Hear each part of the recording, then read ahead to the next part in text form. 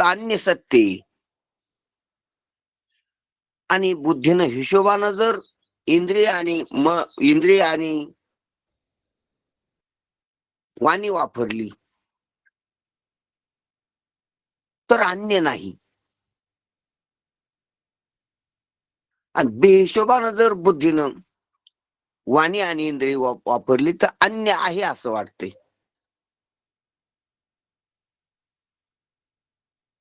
परमात्म्याहून अन्य नाही. खूप महत्वाची गोष्ट आहे ही. फक्त बुद्धीने हिशोब नाही केला आणि हिशोबानं इंद्रिय वाणी नाही वापरली म्हणून सत्यत्व बुद्धी झालेली. हिशोब केला तर धिकारी ते जग हाची लाहे हिशोब.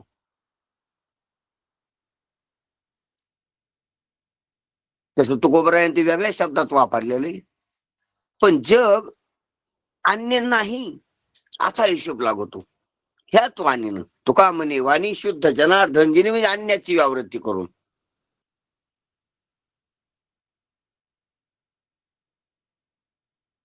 मग बेहिशोब हेच द्वैत आहे.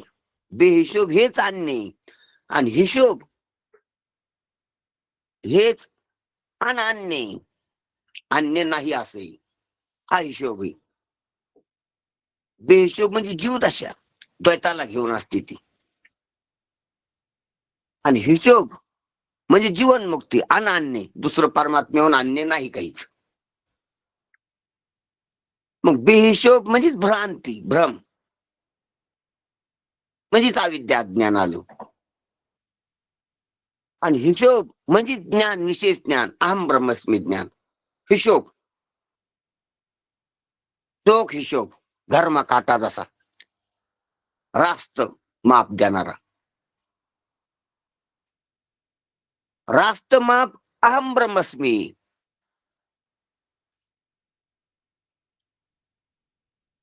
आणि बेहिशोब देह अहम अस्मी हा बेहिशोब आहे. ब्रह्म सत्यम हा हिशोब आहे. जगत सत्यम हा बेहिशोब आहे.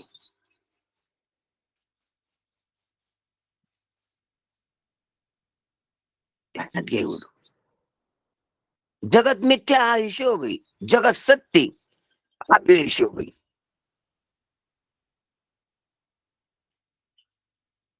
जीवेव ब्रह्मन अपरा हा हिशोब आहे. आणि जीव देवाहून शिवाहून ब्रह्माहून वेगळा किंवा ब्रह्म नाही हा बेहिशोब आहे. सर्व हिशोब आणि बेहिशोब. संतांची वाणी हिशोब आहे आणि जीववाणी लोकवाणी हा बेहिशोब आहे. म्हणून अनंत वाचा बरळ ती बरळ म्हणली ती बेहिशोबाची वाणी. त्या बोलण्यात तारतम्य नाही. ते बोलणं खरं नाही. ते बोलणं प्रमाण नाही. म्हणून ज्ञानोबा राहायचे ऐकीत नाहीत. इतरांचं बोलणं प्रमाण मानित नाहीत. ज्ञानदेवा प्रमाण फक्त निवृत्ती देवी ज्ञान किंवा निवृत्तीनाथाच्या कृपेनं ज्ञानदेवा प्रमाण आत्म हा निदान. फक्त अनात्म्याला अन्याला ते मानित नाहीत. प्रमाण मानित नाहीत. प्रमाणभूत फक्त आत्मा आहे मी. उर्वरित मी. सर्वाची व्यावृत्ती होऊन उरला तो अवघारी तो मी. तो प्रमाण आहे. ते तत्वज्ञ संत स्वीकारिती जे निरुपाधिक आहे.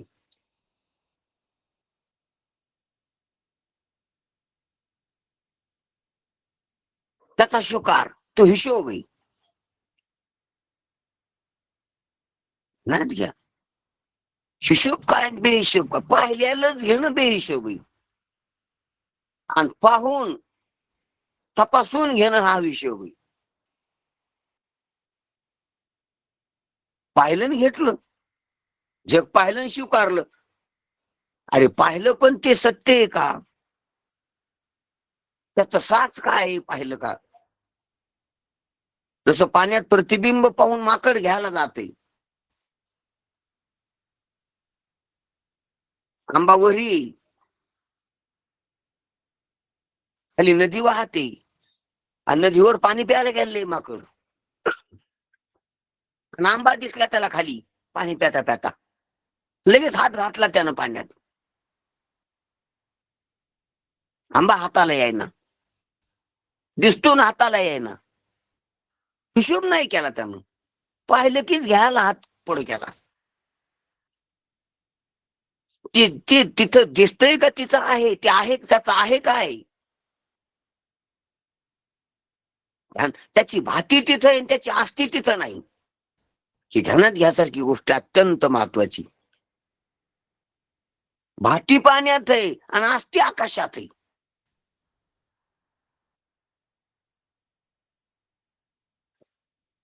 आस्ती सोबतच भाती असते, आस्ती सोबतच प्रेत असते.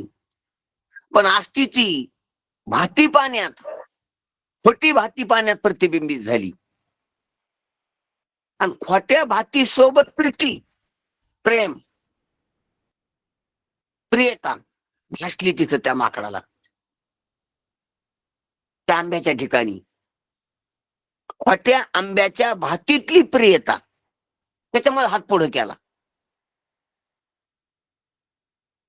ते प्रिय प्रिय भासलं का प्रिय आहे, प्रिय का नाही, ती भातीच खरी नाही. म्हणून भाती खरी का नाही, ती असतीच नाही तिथं. म्हणून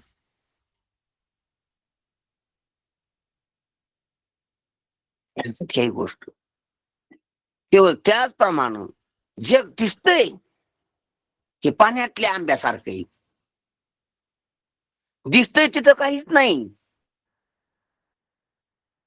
त्याला खोल विचार करून पाहावं लागेल, तेव्हा त्याचं अस्तित्व लक्षात येतील. दिसायला जे हे कबूल आहे, पण दिसायला तिथं नाही, काहीच नाही. तो लटका व्यवहार सर्व हा संसार दिसायला लागलेला एवढा पाण्यातल्या आंब्यासारखा.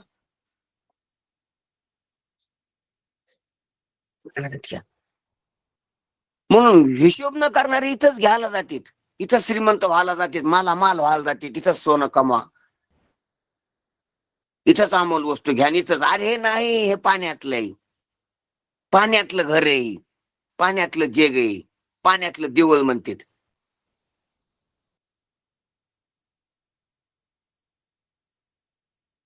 दिसायला तिथं नाही.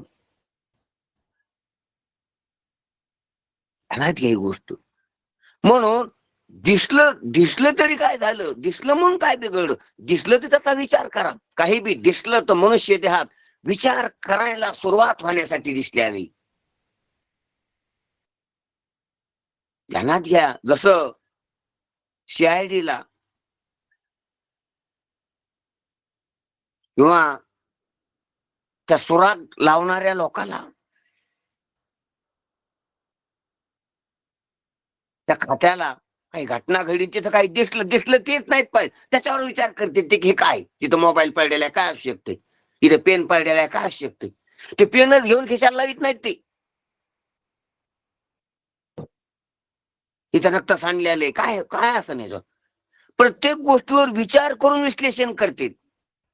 ते PSI, ते शायडी खातं, ते खुराक लावणारी,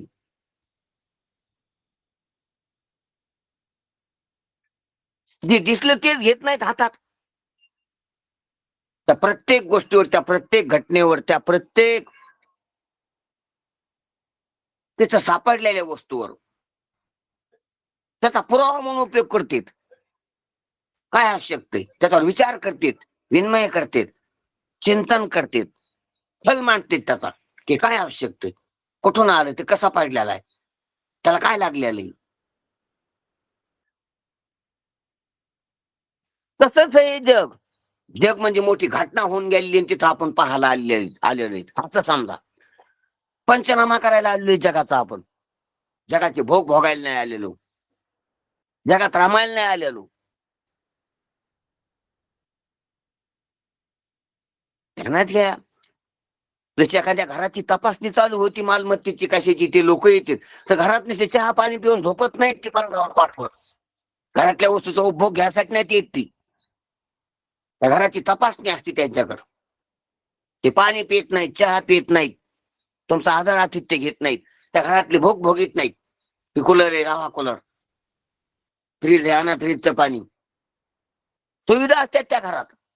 त्या सुविधासाठी तिथे गेलीच नसती ती, सुविधासाठी गेली असती दुसरी पाहुणे, ती तपासासाठी आली, तपासासाठी. तसा मनुष्य जगातला जीव जगाला तपासण्यासाठी आलेला आहे की सूर्य काय, चंद्र काय, पृथ्वी काय, पाणी काय, हा देह काय, श्वास काय, इंद्रिय काय मिळेल, बुद्धी काय, याच्यातलं खरं काय, कशानं कसं झालंय, कशाचं काय कार्य, काय कारण आहे, कशापासून कशाची उत्पत्ती, त्याच्यातलं सत्य काय, मूळ काय. 36 तत्वाचा मूळ हरिनाथ महाराजांना सांगितले. ती झालेली घटना आणि याला अनेक संतांची पुरावी, शास्त्राची पुरावी, स्वतःचा विचार. काय घटना झालेली, जग दिसले पुढे ही घटना आहे. देहाचा जन्म झालेला दिसला, माझा जन्म झालेला दिसला ही घटना आहे. माझं मरण होणार संभाव्य दिसायली ही घटना आहे. त्या घटनेवर कधी विचार केला आपण? त्या घटनेतच रमून बसलो, तिथंच रमून बसलो, तिथं तिथं उपभोग भोगायलो. म्हणून भोगता होऊन जग पाहतो तो मूर्ख, तो पशु. जिज्ञासू, मुमुक्षू म्हणून शिष्य होऊन विवेकशील होऊन जगाकडे पाहतो तो शहाणा. शहाणा तो धनी घेत अशी. शहाणा व्हावा, जगाच्या घटनेकड विचारानं पाहावा. विचारानं पाहिलं निरसन होत असते. हा विचारून अहंकार सांडीजी, तसे विचारिता निरसली, देखील सारासार विचारिता. काय सांगतात बाबा माऊली? आहे ना आपल्याकडे विचार, कुठून आणायचा का तोळ्यावर विकत सोनं आणल्यासारखं? पहिल्याला आहे. आणि याच्यासाठीच उपयोग, यासाठीच बुद्धी दिली ईश्वरानं. बुद्धीचा जनिता आहे तो, बुद्धीचा दाता आहे तो, त्यानं दिलंय. पण आपण काय करलो त्याच? म्हणून सांगायचं तात्पर्य, आपला विषय चालला होता की हे जे जग दिसायले हे सत्य नाही. याच्यात काय सत्य ते आपल्याला तपासायचंय, शोधायचंय. आणि त्यासाठी आपल्याला शास्त्राचा, संतांचा सहचारी आधार घ्यायचा आहे. म्हणून ज्ञानोबा आहे वेगवेगळे दृष्टांत देऊन आपल्याला ही गोष्ट ध्यानात आणून देतात की वाणीचा, इंद्रियाचा, बुद्धीचा विषय नाही परमात्मा. याने याची व्यावृत्ती केली. का व्यावृत्ती केली? ती ह्याच्यामुळे त्याची प्रवृत्ती म्हणून. ही अत्यंत महत्वाची गोष्ट आहे.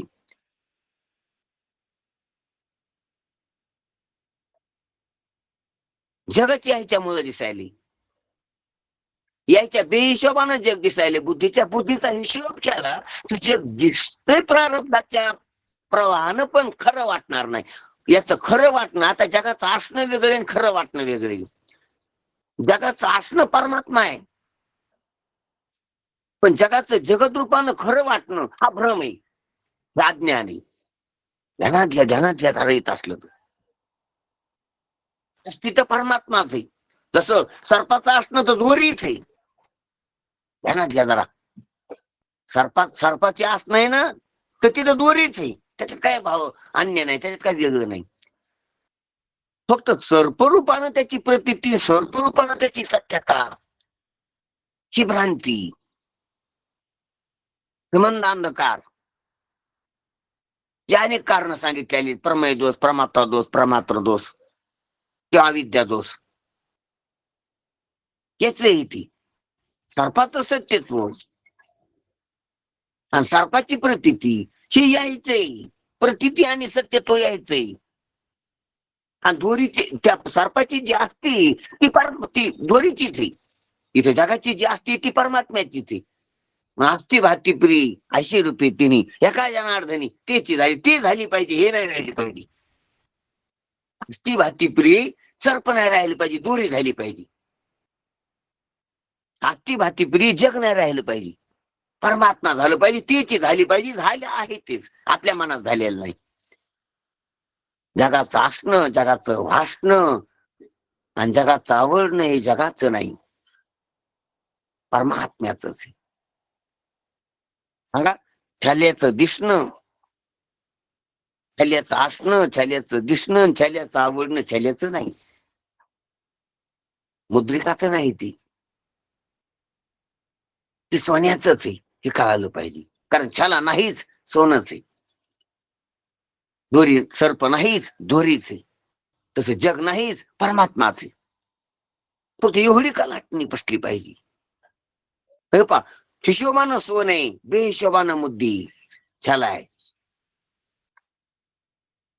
हिशोबानं दोरी, बेहिशोबानं भ्रमानं सर्प आहे. बेहिशोब म्हणजेच भ्रम. बेहिशोबानच भ्रम म्हणून काय म्हणावं. 10-10च्या 100 नोट आहे, 10-10च्या 10 नोट आहेत आणि मी 120 म्हणायलो त्याला. भ्रम आहे तो. किंवा 90-80 म्हणायला त्याला. बेहिशोब बेहिशोबानेच भ्रम आहे, भ्रमानं म्हणायला लागलं मोठं. हिशोब मोजून कुठे घे, मोजलं कुठं, मोजल्यावर. हा, मोजलं जरी असलं तर मोजता नाही आलं. मग तो म्हणला असला मी मोजलं तरी मोजता नाही आलं, हिशोब नाही लागला. मग हिशोब न लागणं याला भ्रम म्हणा. मग जगाला सत्य म्हणणाराचा हिशोब नाही लागला, जगाला अणु म्हणणाराचा हिशोब नाही लागला, जगाला विश्वारानं केलं म्हणणाराचा हिशोब नाही लागला, जगाला प्रकृतीचं कार्य म्हणणाराचा हिशोब नाही लागला. पूर्ण नाही लागला. लागला नाही असं नाही, चुकतारा झाला नाही, टाळा झाला नाही पूर्ण.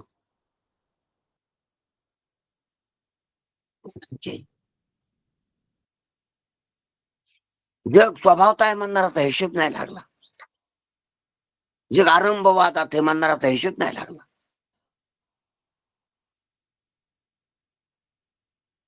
हिशोब नाही लागली ती. त्या अधुरी हिशोब करता करता दुसरं काहीतरी काम आलं तसंच राहिलं ती, आणि म्हणले लागला हिशोब झाला. हिशोबाला काहीतरी कमी पडलं, पेन कमी पडला, खाली काहीतरी कागद कमी पडला, म्हणजे हिशोब करायला काहीतरी हातचा कमी पडला, गणिताचं ज्ञान कमी पडलं, नियमाचं गणिताच्या काहीतरी कमी पडले, तो हिशोब चुकलाय. सर्व परिपूर्ण असतं तर पूर्ण हिशोब झाला असता.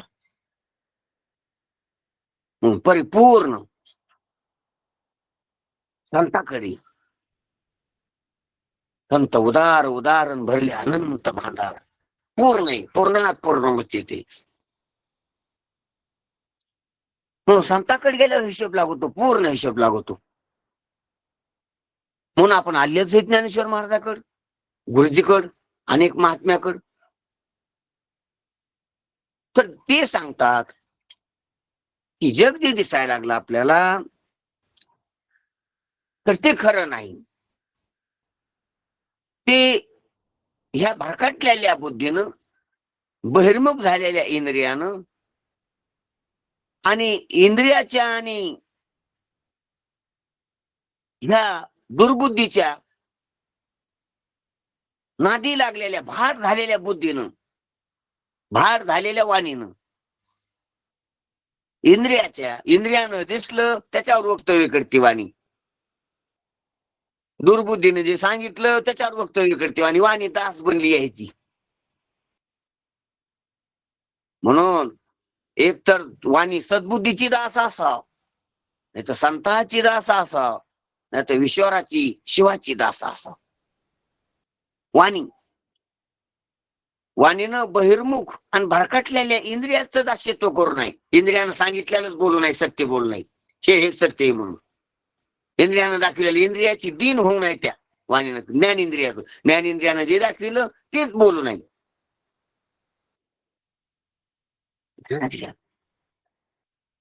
अहो, ज्ञानेंद्रियाचं झालं, कल्पनेनं जे सांगितलं तेच बोलती वाणी. काय बोलती, घर म्हणती वाणी. कुठे घर वाणी दास बनली कल्पनेची.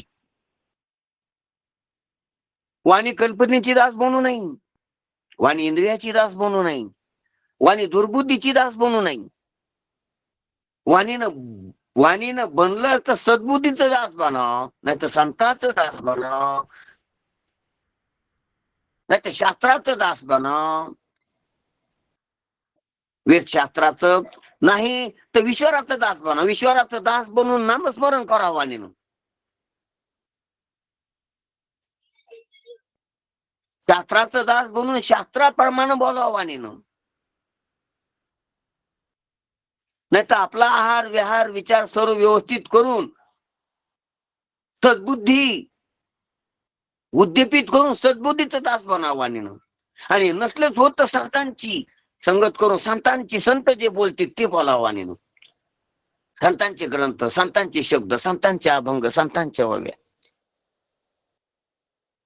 पण दुर्बुद्धी लोकांचं बोलायला लागली, इंद्रियांना केलेलं बोलायली, कल्पना केलेलं बोलायला लागली. कल्पनेपासून कल्पिला जो ठेवा तेने पडे गोवा नेणे हरी. वाचा भरकटायला लागली.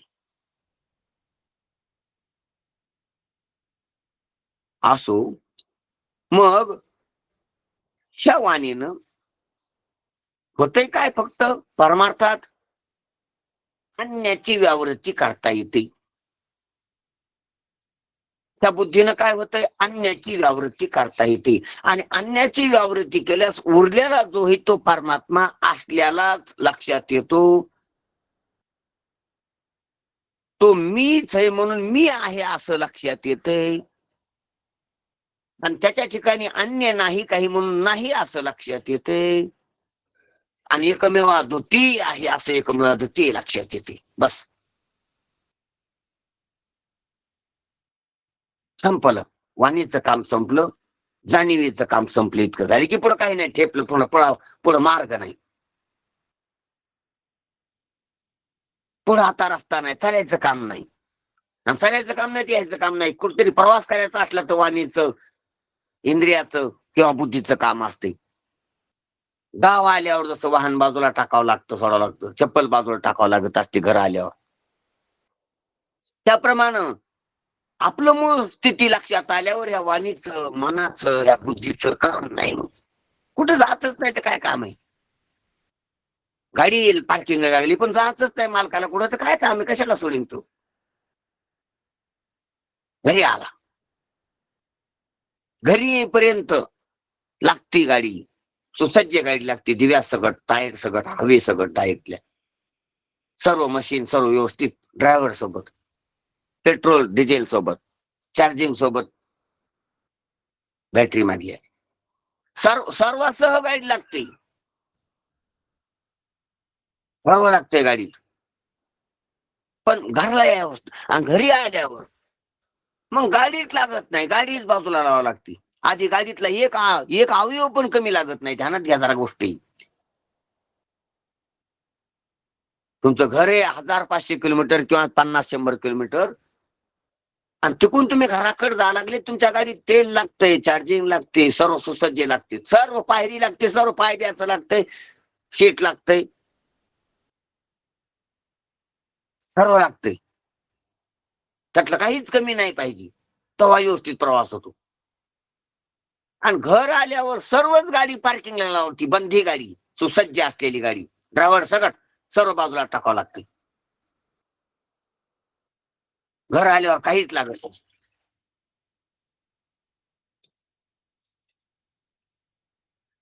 नाही. त्याप्रमाणे आपल्या स्वस्वरूपाचं भान झाल्यावर मग हे काहीच लागत नाही. लागत नाही म्हणजे नसतंय, तिथं राहतच नाही, असं ही महत्वाची गोष्ट आहे. म्हणून त्या इतर ह्या गोष्टीनं आत्मा प्रकाशित केल्या जाऊ शकत नाही किंवा आत्म्यापर्यंत त्या पोहोचू शकत नाही. त्याच्या सत्तेनं त्या इकडं असलेल्या भासत्यात, त्या पाण्यात आंबा भासल्यासारख्या, आणि त्याच्यामुळे जग भासते. जग बी नाही हे बी नाही, फक्त एक परमात्माचा आहे. म्हणून तो परमात्मा अन्याचा विषय नाही, ही अत्यंत महत्वाची गोष्ट आहे. आणि तो परमात्मा त्या ठिकाणी अन्य नाही, ही बी अत्यंत महत्वाची गोष्ट आहे. म्हणून सूर्याच्या प्रकाशानं जसं जग भासते, जगातल्या पृथ्वी पाणी भासतात, तर पृथ्वी पाण्यानं सूर्य कसा प्रकाशित होईल अशी गोष्ट मागच्या ओळीत सांगितली. तीच गोष्ट पुढच्या ओळीत सांगतात की ती त्याच गोष्टीला परिपक्व करून आधी स्पष्ट करतात की विषय नाही कोणाही जया प्रमेयत्वची नाही, तया स्वयंप्रकाशा काही प्रमाण होय. आजच्या ओळीत सांगतात की तो विषय कोणालाच नाही, कशाचाच कोणाचाच विषय नाही, विषयच नाही परमात्मा. का त्याला प्रमेयत्वच नाही, तो कोणाचं प्रमेय नाही. पुढं असं प्रमाणानं मोजून घ्यायला प्रमेय नाही. तो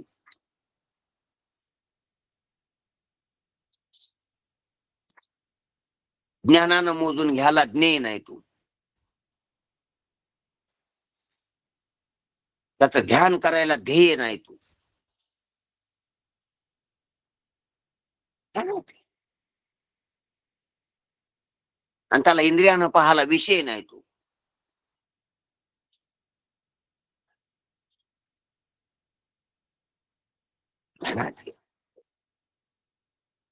त्याला बुद्धीनं तपासायला बोध्य नाही तो. बुद्धी बोध्य असतो की पण एवढी वस्तू तरी ही बोध्य नाही वस्तू. बुद्धीने विवेक करायला भेदातला नाही तो, भेदाचा विवेक करता येतो बुद्धीनं. आणि तो अभेद आहे परमात्माची, तर बुद्धी चलत नाही. तो वाच्य नाही म्हणून वाणीचा विषय नाही. नाही तो म्हणून वाणीचा सुद्धा विषय नाही. विषय नाही कोणाही. इतके साधनेत आपल्याबरोबर जेमतेम याच्यातला कोणाचाच विषय नाही तो.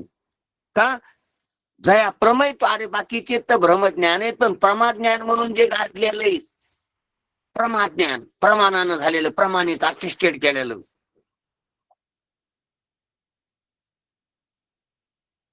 ते प्रमाण जया प्रमेयत्वची नाही तर प्रमाण काय करते म्हणले. बाकीच्याचा विषय नाही भ्रमज्ञानाचा, साक्षी भाषेचा, प्रमाणाचा. रामकृष्ण बोला बोला काय रामकृष्ण महावाक्य प्रमाण मग कसं आहे ते थोडासा खुलासा करावा याच्यासोबत. महावाक्य प्रमाण, महावाक्य जे आहे ना ते प्रमाण म्हणतो आपण, ते कसं, आणि हे विषयत्व नाही, आणि मग ते प्रमाण कसं, याचा थोडासा खुलासा. बरोबर बरोबर. हा, तर विषय कोणालाच नाही. आता महावाक्यानं भाग त्याग लक्षणा होते, विषय नाही होत. म्हणूनच तिथं भाग त्याग लक्षणा, जहदाजहद लक्षणा केलेली. महावाक्यानं वाच्य नाही. महावाक्याच्या अभिज्ञा शक्ती, शब्द शक्ती किंवा अर्थ, महावाक्याचे वाक्याचे अर्थ जे व्याकरणात पाणिनीने सांगितलेले आहेत, तर त्या बाकीच्या शक्तीनं, आता प्रत्येक वाक्याला अर्थ असतो. वाक्याचा वाच्यार्थ, वाच्याचा व्यंग्यार्थ, वाक्याचा अभिज्ञा अर्थ, वाक्याचा शब्द शक्तीना अर्थ जे लागवतील, तर त्यापैकी कशानंच महावाक्याचा अर्थ कोणाच्या त्याच्या विषय होत नाही. म्हणून महावाक्यानं फक्त भागत्याग लक्षणेनं, जहद आजहद लक्षणेनं लक्षणा करता येते. मग विषय होऊन ज्ञान नाही, इंद्रियाचा विषय होऊन ज्ञान नाही. तत्सदिती आहे पहिल वस्तूवर ही लक्षण आहे.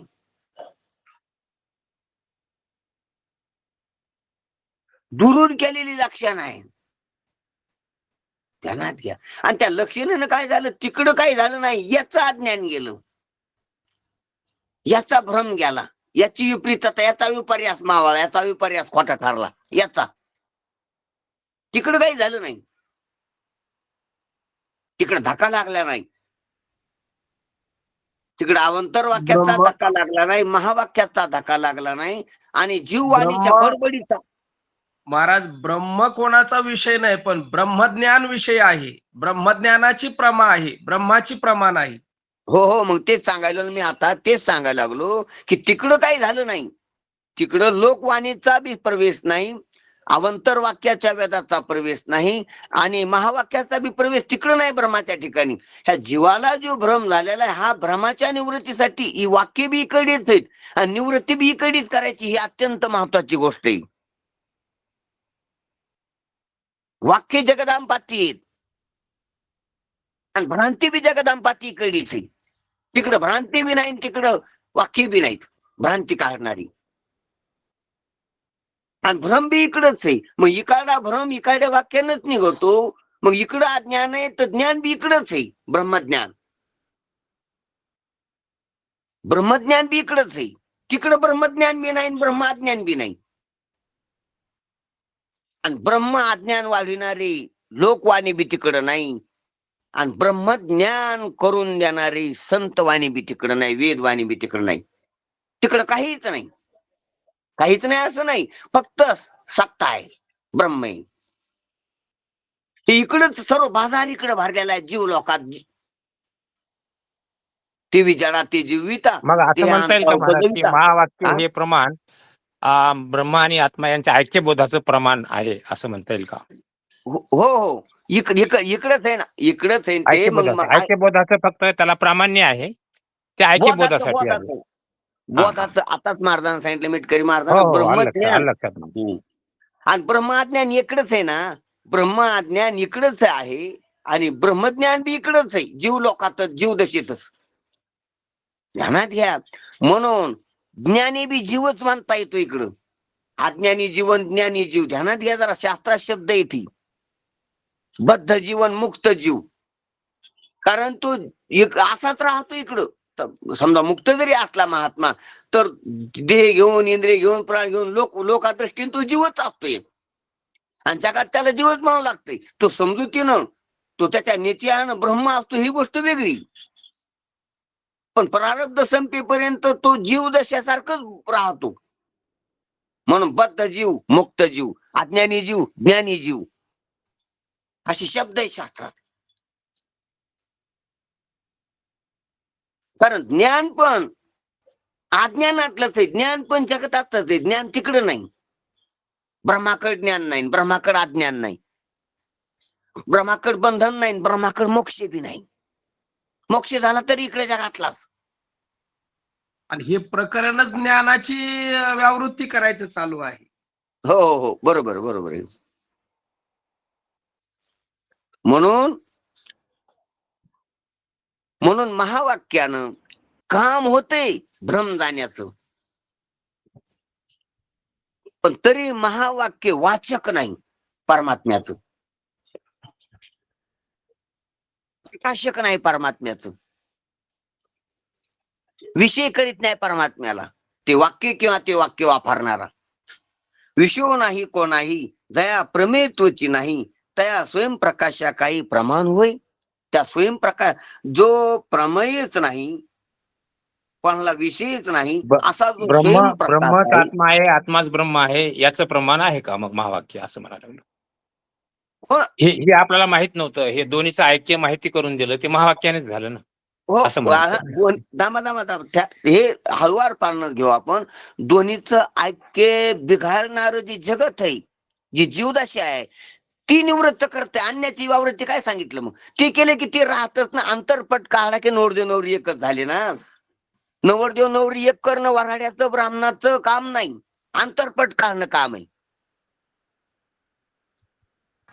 म्हणजे महाराज, म्हणजे अज्ञान आहे तोपर्यंत ब्रह्माला प्रमेयत्व आहे, आणि ज्याच्याकडे अज्ञान आहे तो प्रमाता आहे, आणि मग त्याला प्रमाणाची गरज आहे. पण एकदा का ज्ञान झालं की मग प्रमेय नाही, प्रमाता नाही, प्रमाण नाही, त्रिपुटी मावळून जाते असं म्हणता येईल आपल्याला.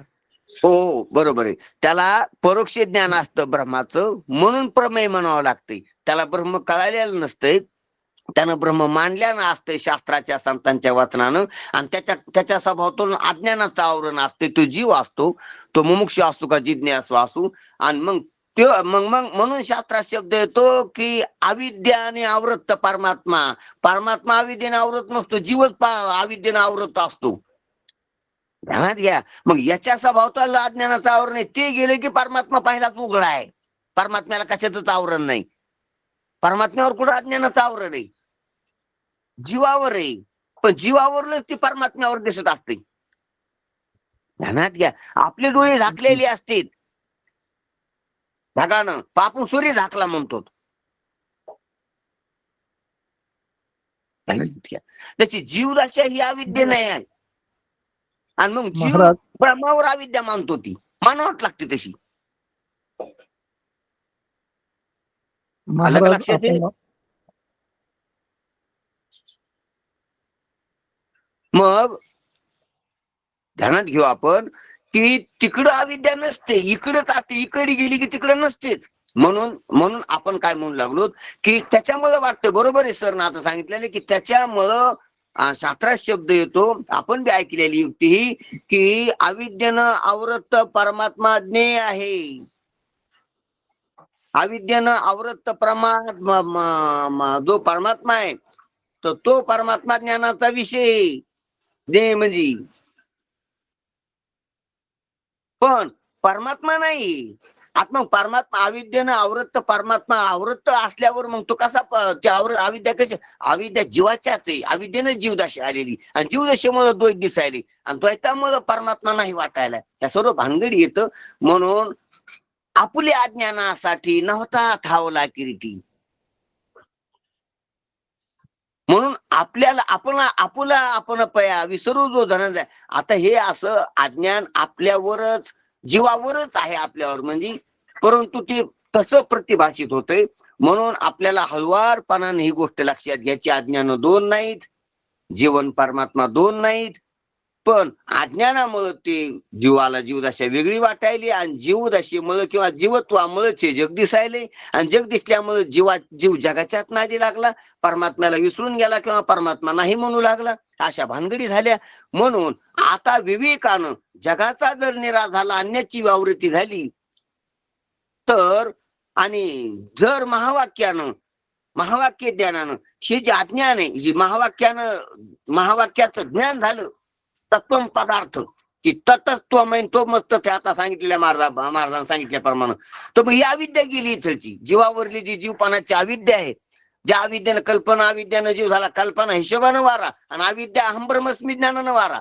आणि जर ही कल्पना अविद्या गेली तर मीच तेच मी असा निश्चय बांधतो आणि तो खरा असतो, प्रमा तो यथार्थ असतो. ते शब्दानं झालेले मग प्रमा आहे, शब्द प्रमा आहे. म्हणून तो एका प्रमाणे खरा बी, पण तिकडे गेल्यास ते खरं नाही. इकडल्या जीवाच्या दृष्टीनं खरं बी की वेदाच्या प्रमाणानं, महावाक्याच्या प्रमाणानं, गुरुच्या मुखातून आलेल्या वचनानं, प्रमाज्ञानानं मला ब्रह्मज्ञान झाले आणि ब्रह्मज्ञानानं अविद्या गेली, मीन देव ब्रह्म एक रूप आहेत असं लक्षात आले. हे इकडे तिकडे गेल्यास तो म्हणत नाही, इकडे लोकात म्हणतोय. तिकडे गेल्यास म्हणायला कोण नाही, वाणी नाही, ऐकायला कान नाही कोणाला, आणि तिकडे काहीच नाही, तिकडे द्वैतच नाही, तिकडे भाषाच नाही कोणची, तिकडे अज्ञान बी नाही, ज्ञान बी नाही, बंध बी नाही, मोक्ष बी नाही, वाचालता बी नाही, हिशोब बी नाही तिकडं असो. म्हणून हे पहा, जगदांपाती आणि अधिष्ठान आणि अध्यस्थाचे नेम वेगळे. जसं पृथ्वीहून चंद्रावर जाताना, पृथ्वीहून चंद्राकडे जाताना ध्यानात घ्या जरा, वाटत असतंय की चंद्रावरून खालून जर आपण गेलो तर खालून खालीच पडतो. मग चंद्राच्या वर जायचं म्हणजे बाजूनं वरून वरी जावं लागेल. चंद्रावर बाजूनं, एका बाजूनं चंद्राच्या वर जाऊन खाली उतरावं लागेल चंद्रावर. पण तिथं जेव्हा जाताना तेव्हा नेम बदले. तिथं तुम्ही जसा चंद्र जवळ येईल तसं तुम्ही वरून खाली उतरायली असं तुम्हाला दिसल. ध्यानात घ्या. पृथ्वीन जाताना मी वर चाललो चंद्राकडं, चंद्रावर चाललो, चंद्राकडे चाललो असं वाटल. आणि तुम्ही जसजशी पृथ्वीची कक्षा सोडताना चंद्राची कक्षा जवळ येईन तसं तुम्हाला आता पृथ्वीवर दिसन, चंद्र खाली दिसन, तुम्ही चंद्रावर उतरल्यासारखे दिसतात, चंद्रावर चढायला लागले नाही, उतरायला लागल्यासारखे दिसतात. नेम बदलती, दृष्टी बदलती, सर्व घटनाच बदलून जाते.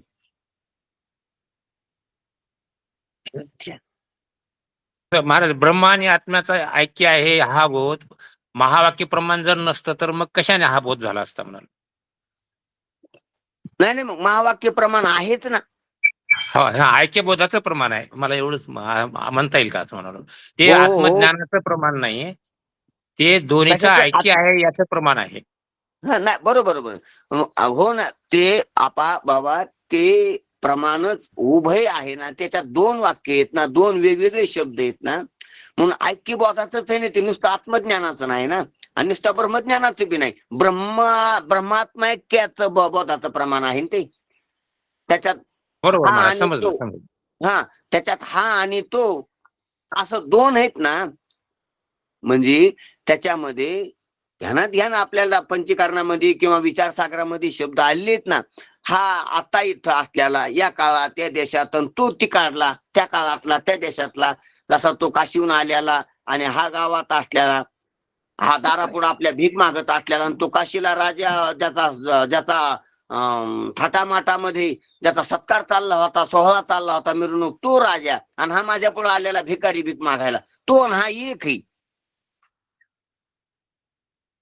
वैषम्य दिसतंय अनुभवानं की हा भिकारी तो राजा होता, तो काशीचा हा आपल्या गावात आल्याला, तो उंच वस्त्र नेसलेला हा फाटकी कपडे असलेला, झोळी असलेला, तो हा. म्हणजे देश भेद आहे, काल भेद आहे, वस्तू भेद आहे, त्याच्या देहाच्या अवस्थाचा भेद आहे, श्रीमंती गरिबीचा भेद आहे, राजा भिकाऱ्याचा भेद आहे. इतका भेद वारून बी त्याच्याशी एक. म्हणजे दोन दोन दिसत असताना दोन एक आहेत, अशा प्रकारचा निश्चय त्या मित्राचा झाला. आणि त्या एका मित्रानं दुसऱ्या मित्राला बी करून द्याला की याचे कपडे वार, याचं राजे पण वार, भिकार पण वार, काशी देश वार, हा आपलं गावाचा देश वार, आणि नुसती मधली पाह तू एक आहे तो ना. अन्याची व्यावृत्ती करूनच जे अन्य दिसतंय, एकच दोन असल्यास एकच दोन आहे असा भास होण्याला जे अन्य आहे कारणीभूत, त्या अन्याची वाढली की एकच एक आहे असं लक्षात येते. एकच वेगवेगळं आहे असं ज्या कारणामुळे, ज्या द्वैतामुळे, ज्या भेदामुळे दिसायले, तो भेद ते द्वैत ते अन्य जर वाढलं तर एकच एक आहे असं करायला काय हरकत आहे. असो म्हणून या ब्रह्म आणि आत्मा हे दोन वाटणारे एक आहेत अशा बोध करून देणारच वाक्य आहे महावाक्य. हे तुमचं बोलणं खरं आहे. म्हणून फक्त ज्ञानाचं येते, ब्रह्माचं नाही, ब्रह्माचा विषय नाही. ब्रह्मज्ञान, ह्या दोन, आत्मज्ञान आणि ब्रह्मज्ञान, ह्या दोन्हीचं ऐक्य करून देणार ज्ञान आहे. त्या ज्ञानात ज्ञान करून देणार आहे ते ज्ञान, ते प्रमेय, ते ज्ञान जे प्रमेय त्याला गोचर करणारे, त्याला विषय करणारे, ब्रह्माला नाही. विषय नाही कोणाही जया प्रमेय त्वची नाही तया स्वयंप्रकाशा काही प्रमाणे, परमात्मा कोणत्याही प्रमाणाचा विषय नाही, ही गोष्ट खरी आहे. कारण ज्याच्यावर अज्ञानाची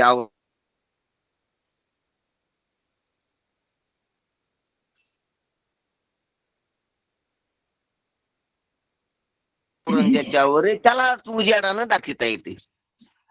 ज्याच्यावर आधीच अंधाराचं आवरण नाही त्याला किरण काही करू ऐक्यबोधावर शकत नाही. आवरण आहे अज्ञानी जीवाला.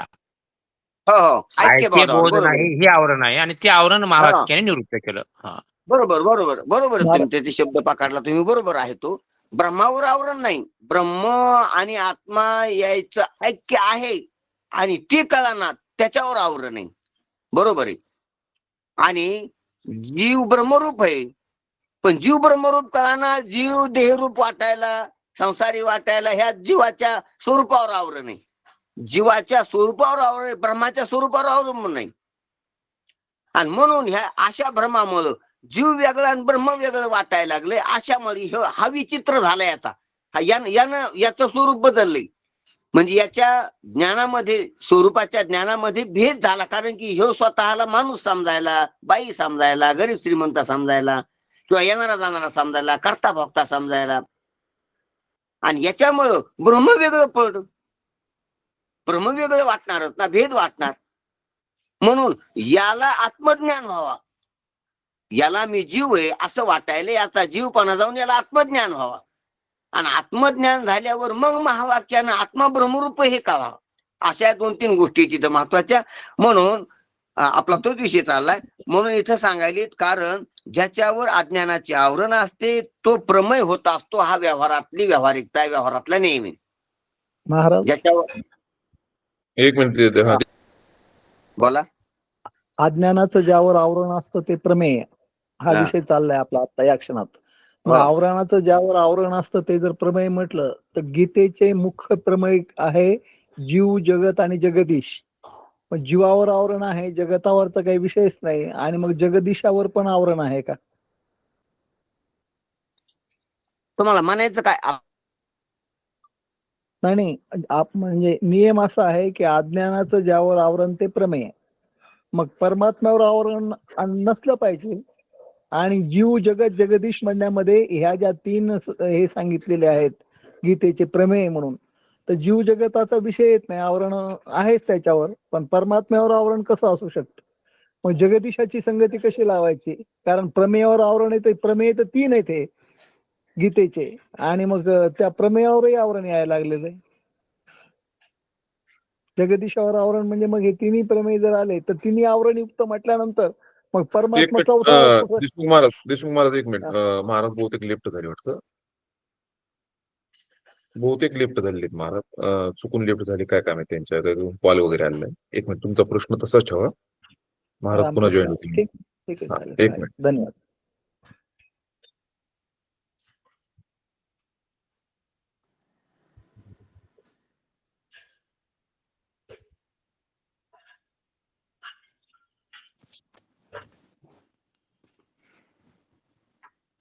आपल्या विचार सागरामध्ये मंगलाचरणात जे काही ओवी आलेली आहे, कोणती?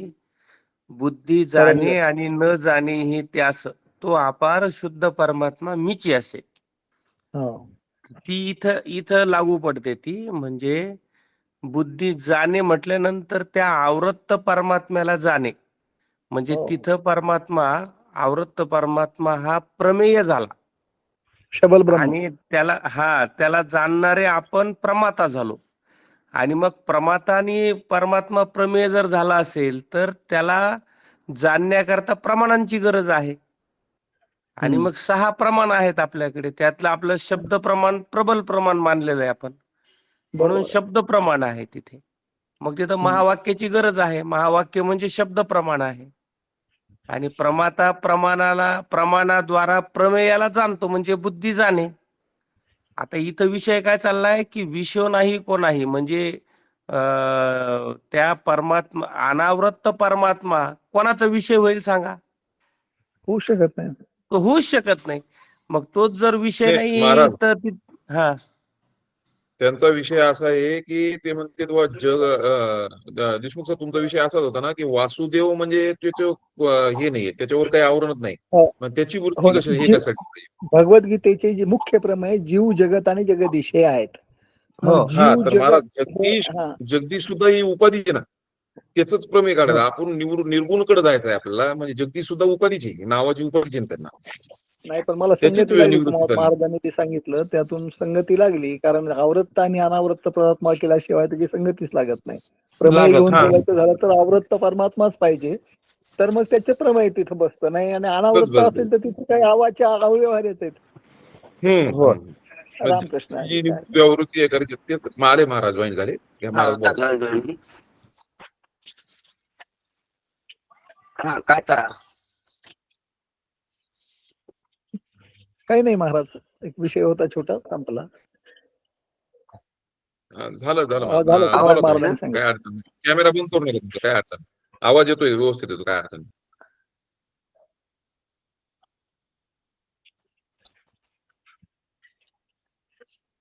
रामकृष्ण हरी. छोटी शंका होती, कुमावत महाराजांनी या एवढ्या वेळेमध्ये तिचं निरसन केली. आता काही शंका नाही. झालं का? हो हो हो महाराज. काय होती शंका? मला मी लिफ्ट झालं मग मला नाही आलं. हो, विधान असं झाली होतं का ती? की अज्ञानाचं बोला. अज्ञानाचं ज्यावर आवरण असतं ते प्रमेय, असा एक विषय होता. मग आता गीतेचे प्रमेय म्हणजे जीव जगत आणि जगदीश हे मुख्य प्रमेय आहेत गीतेचे. मग आता प्रमेय म्हणजे अज्ञानाचं आवरण घेऊनच आले. मग जीव जगत आम्हाला पटले की त्याच्यावर आवरण आहे ते, पण मग जगदीश हे जे प्रमेय आहे, अनावृत्त परमात्मा हे आमच्या डोक्यात होतं त्या संदर्भात. मग हा जगदीश प्रमेय कसा होऊ शकेल? आणि नाही म्हणावं तर गीतेचे 3 प्रमेय तर सांगितलेले आहेत. मग प्रमेयाची संख्या 3 भरण्यासाठी जगदीश येणं आवश्यक आहे, आणि जगदीश तर त्याच्यावर अज्ञानाचं आवरण नाही, तेव्हा ते अनावृत्त ब्रह्म आहे असं होऊ लागलं. पण त्यांनी मग सांगितलं त्याचं उत्तर. अगोदर जोपर्यंत ज्ञान नाही झालं तोपर्यंत अज्ञानाचं आवरण आहेच ना. जीवावर असलं की तेच ब्रह्मावर दिसतं ना. जीवावर वेगळं आणि ब्रह्मावर वेगळे अशी 2 आवरण नाहीत. जीवावर म्हणजे बुद्धीवर आहे का महाराज ते आपल्या? हो ना. मग आता त्या जीवाचं स्वरूप तर मला माहिती आहे ना, एक नाही ना, 2-3 धरून आहे. तर त्या हो. जीवावर जर आवरण आहे तर जीवाला जीव बी कळाना, जीवाचं स्वरूप कळाना आणि जीवाला ब्रह्माचं स्वरूप कळाना असू. आपला विषय झाला का पुढे कम्प्लीट केला का? कोणी बोलू लागले का मग बेटकरी महाराज नाही किंवा महाराज? नाही, कुमावत सरांनी त्यांच्या शंकेचं उत्तर दिलं त्यांना, त्यांचं समाधान झालंय. बरोबर, काय हरकत नाही. मग समाधान होणं महत्वाचं आहे. हा. तर मग आपला विषय काय, कशा अनुषंगाने लिहिली, काय चाललं होता तितकं पूर्ण करतो ना ते कम्प्लीट. हा, ते महाराजांनी विचारलं होतं की ते बोधप्रद आहेत महावाक्य. तो विषय आपला चालला होता की चारही महावाक्य आहेत ती बोधाशी निगडीत आहेत आणि बोध 4 महावाक्य सर्व अलीकडे आहे आणि परमात्मा जो आहे त्याच्या ठिकाणी ह्या कोणत्याच भूमिका नाहीत. हा विषय आपलं चिंतन चाललं होतं. आता जगदांपाती कसं आहे की ज्याच्यावर अज्ञानाचे आवरण असते तो प्रमेय होत असतो, तो विषय. पण शुद्ध ब्रह्मावर अज्ञानाचे आवरण नसल्यामुळे जर तो प्रमेयच होत नाही तर त्या स्वयंप्रकाश असलेल्या ब्रह्माला प्रमाण कशी करू, प्रमाण कशी विषय करू शकेल? म्हणजे इंद्रिय, शब्द, अनुमानादी हे जे शब्द प्रमाण आहेत, हे 6 बी प्रमाण त्याला कशी विषय करू शकतील? कारण त्याच्यावर अज्ञानाचं आवरणच नाही, मूळ स्वरूपाच्या ठिकाणी अज्ञानाचं आवरणच नाही, म्हणून तो विषय कोणालाच नाही. ही गोष्ट इथं पटवून दिलेली आहे. त्याच्यावर अज्ञानाचं आवरण असते, त्याच्यावर अज्ञानाचं आवरण काढण्यासाठी प्रमाण ज्ञान कामी, आणि अज्ञानाचं आवरण असलं तरच ते प्रमेय आहे. जसं दृष्टांता दाखल की सूर्याच्या किरणानं किंवा प्रकाशाच्या किरणानं कोणती वस्तू दिसते? जी अंधारात दडलेली आहे ती. जी अंधारात दडलेलीच नाही, जसा वारा अंधारात दडलेलाच नाही, अंधारानं त्याला झाकलेलंच नाही, तर मग प्रकाश त्याला उघडा करू शकत नाही. प्रकाश आणून होईल काय? आकाश आहे, अंधारानं झाकलेलंच नाही, तो उजेड येऊन तिथं होणार काय? उजेड जरी केला, प्रकाश जरी केला लख, तर ज्या काळोखानं झाकलेल्या वस्तू होत्या त्या उघड होत्या, पण जो काळोखानं झाकलेलाच नाही तो उघड कसा होईल प्रकाशानं? प्रकाश करून तिथं काय केलं? प्रकाशानं काय करता येणार नाही. प्रकाश फक्त पृथ्वी पाण्याला दाखील, वायू आकाशाला दाखवू शकत नाही, कारण वायू आकाश हे अंधारानं दडलेलीच नाहीत, अंधाराचं आवरणच झालेलं नाही त्याला. तस ब्रह्मावर, मूळ वस्तूवर अज्ञानाचं आवरणच नाही, म्हणून ते प्रमेयच नाही. जसं वायू अंधारानं झाकलेलाच नाही, म्हणून तो प्रकाशानं कळण्यासारखा नाहीच. प्रकाशानं कळण्यासारखी वस्तू त्याला प्रमेय म्हणा त्याच, आणि प्रकाशानं न कळण्यासारखी त्याला अप्रमेय म्हणा, म्हणून अप्रमेय त्याच्या बाबतीत प्रमेयच नाही. तो किरणाचा प्रमेय नाही. जसं म्हणूनच डोळ्याचा विषय का नाही, डोळ्याचा प्रमेय का नाही वायू आणि आकाश? त्या अंधारानं दडल्या. ज्या ज्या वस्तू अंधारानं दडत्यात, अंधार आणि उजेड हे दोनच विषय आहेत डोळ्याची. ध्यानात घ्या, डोळ्यानं दोनच दिसतात, अंधार आणि उजेड.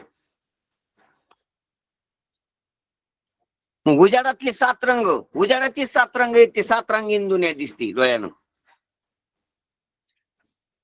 आणि जे जे प्रकाश येते ते डोळ्यानं दिसते. आणि प्रकाश रूपवान वस्तूवरच पडत असतो, म्हणून वायूला जसं आवरणच नाही अंधाराचं, म्हणून डोळ्यानं तो दिसत नाही, डोळ्यानं प्रमेयच होत नाही. त्याच रीतीनं अज्ञानाचं ज्याच्यावर आवरण आहे त्यालाच वृत्ती व्याप्ती होऊ शकते त्याच्यावरच. जशी प्रकाशाची व्याप्ती कोणावर होती? अंधारावर, अंधारानं झाकलेल्या वस्तूवर. तशी अज्ञानानं ज्या वस्तू झाकलेल्या आहेत किंवा अज्ञान कार्य ज्या वस्तू आहेत त्याच अज्ञान कार्य जे त्याचं अज्ञान कार्यता आहे किंवा अज्ञान कारणता आहे त्याला, म्हणून अज्ञानाचं आवरण आहे. तर तिथंच वृत्ती ज्ञान व्याप्ती करून फलव्याप्तीने त्याचं प्रकाशन होतंय, त्याचं ज्ञान होतंय. पण जे अज्ञानाखाली अंधारातच आलेलं नाही, कधी अज्ञानाच्या अंधारानं घेरलेलंच नाही, त्याला आवरतच राहायची, तर त्याला वृत्ती व्याप्ती कशी होऊ शकन तिथं, फल व्याप्ती कशी होऊ शकन तिथं, नाही होऊ शकत. म्हणून ते प्रमेयच नाही, आणि प्रमेयच नाही तर प्रमाण काय करतील तिथं, मग प्रमाणानं कशी त्याचं ज्ञान होऊ शकत.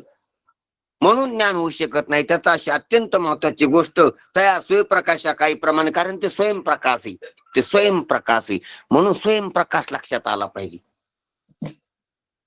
महाराज आपण थांबायचं का? विषय महत्वाचा आहे, उद्या घ्यायचा का? वेळ नाही नाही, होतोय. इतका पॅरेग्राफ हा पॅरेग्राफ खाली नाही, विवरणामधले घेतलंच नाही, इथंच आता थांबेल. म्हणून आता संपायला लागलो फक्त.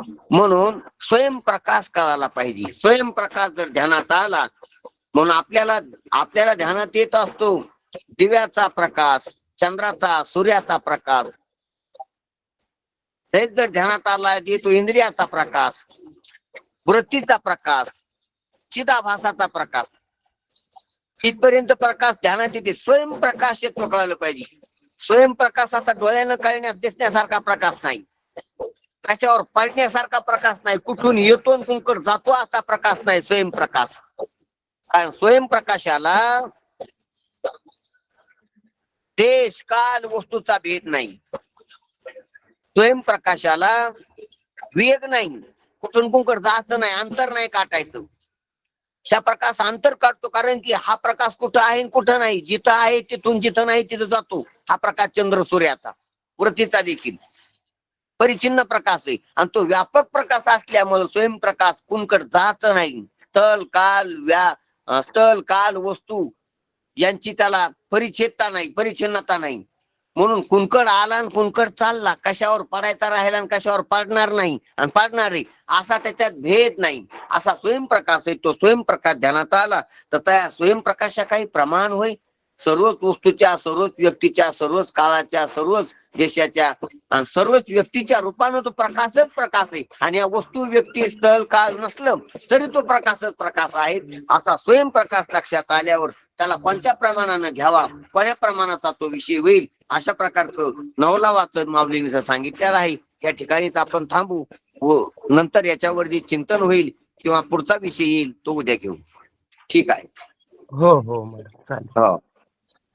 हो.